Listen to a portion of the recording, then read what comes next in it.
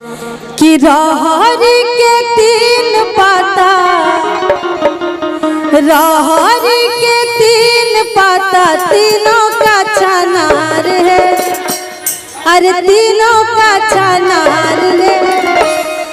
दूल्हा के तीन बहनिया, ताली बजाते हुए, अरे दूल्हा के तीन बहनिया, तीनों के तीनों खिलाड़ रे।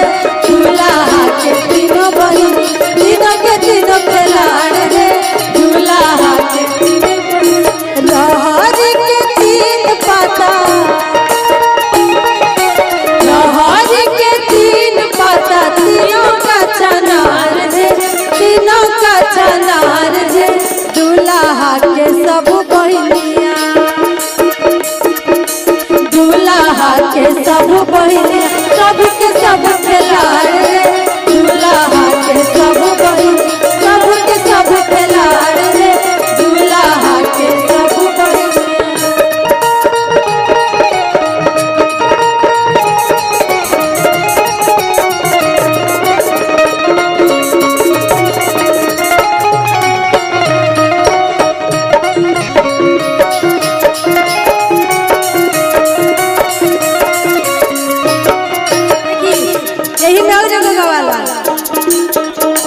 हम तो बुलवनी गोरका के करिया ठाका है अइलस रे।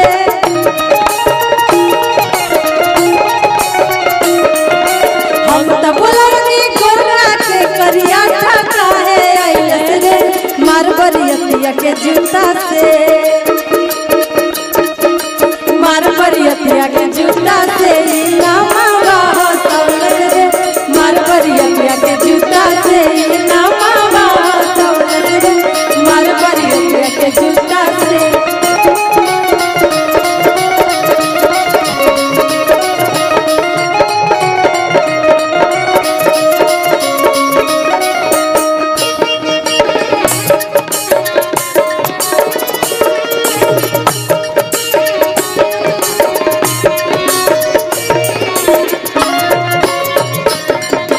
सब के सब खिलाड़ रे। दूल्हा के सब बड़ी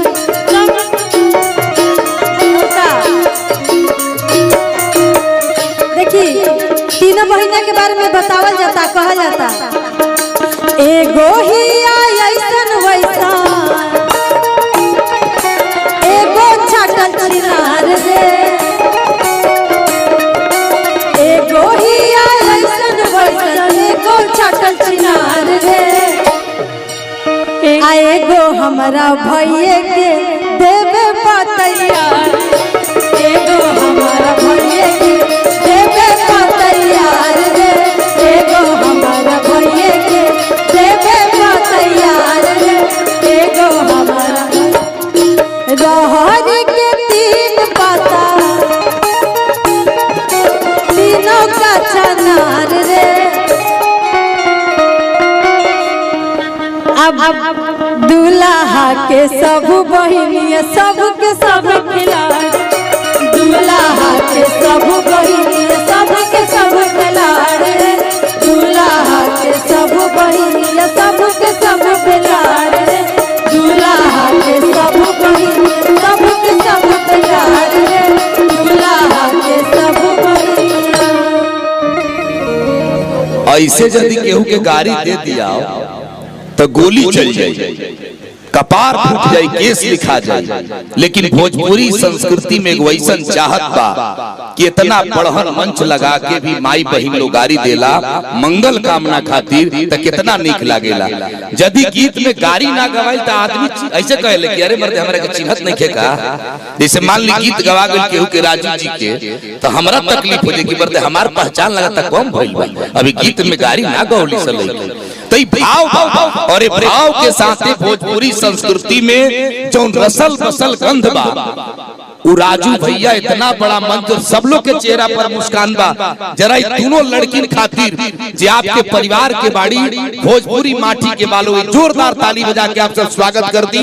अब दू शब्द राजू पाठक जी से अनुरोध करब वहां के बोली आ जयमाल के रस्म खातिर जितना मंत्र बा वो सब पढ़वावल जाओ आ जयमाल डलवा दिया ताकि लोग एक दूसरा में बन्हा जाओ। बोला बोला बोला बड़ी जा उन लोग के रोकेगा बड़ी ना ए बाबू रोकेगा 6 पे चल 2 मिनट पीछे जा हाँ बैठ जाओ हेलो हेलो हेलो यहाँ आए हुए कार्यक्रम में उपस्थित सभी माता बहन बंधु बांधव सभी कलाकार को मैं हार्दिक स्वागत करता हूं कि आप लोग ने भी अपना बहुमूल्य समय निकाल करके आज पीरों में हो रहे ये तीसरे वर्ष सामूहिक विवाह में इन बेटियों को आशीर्वाद देने के लिए आए हैं। कार्यक्रम तो हो गई लेकिन आपका आशीर्वाद भी है। अब भी हम लोग देखेंगे कि हम लोग भी अपने घर में शादी कराएंगे, सब कराएंगे, लेकिन शायद इतना सबका सौभाग्य नहीं होता है। लेकिन ये बेटियां जो हैं अपने सौभाग्य से यहाँ आई है और अपने सौभाग्य के इनका है कि इतने सारे लोग आशीर्वाद देने के लिए पहुंचे हैं। ये बहुत बड़ा सौभाग्य है। यहाँ कहीं नहीं ये दिखता है कि ये निर्धन परिवार से हैं, ये किस जाति के हैं, ये किस धर्म से हैं। ये सभी सनातन धर्म के हैं। हम लोग सनातन धर्म के अंतर्गत ये सभी शादी विवाह कराते हैं और हमें गर्व भी है सनातन धर्म में कि हम लोग सनातन धर्म को मानने वाले लोग हैं और इसमें कोई जाति पाति नहीं है। यहाँ आप किसी को देख के ये नहीं कह सकते हैं कि ये किस जाति का है। इसलिए समाज से जाति का भेद मिटना चाहिए और सबके लिए आशीर्वाद इन बेटियों के लिए भी मिलना चाहिए। और जो भी आगंतुक हमारे आए हैं मैं सबका तहे दिल से स्वागत करता हूँ। और हमारे बीच एक हमारे